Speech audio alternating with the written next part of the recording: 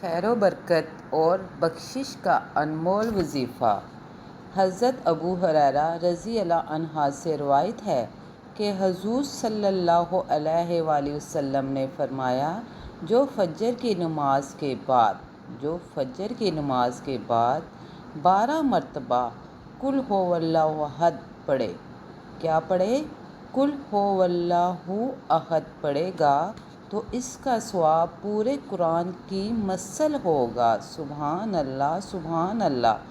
اور وہ اس دن اہل زمین میں سب سے بہتر ہوگا جبکہ وہ متقی ہو۔ سبحان اللہ، سبحان اللہ۔ آج میں آپ کو سورۃ اخلاص پڑھنے کے فائدے بتا رہی ہوں، غور سے سنیں۔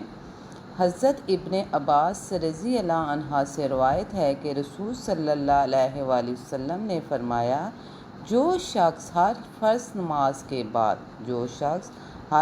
نماز کے بعد قل ہو اللہ احد پڑھے گا، اللہ تعالیٰ اس کے لیے اپنی خوشی اور مغفرت لازم فرما دے گا۔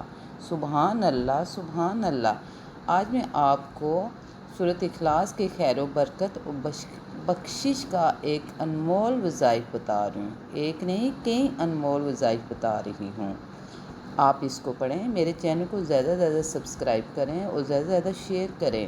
جو بھی میں ویڈیو بناتی ہوں اس کے کمنٹس باکس میں آپ نے آمین ضرور لکھنا ہے۔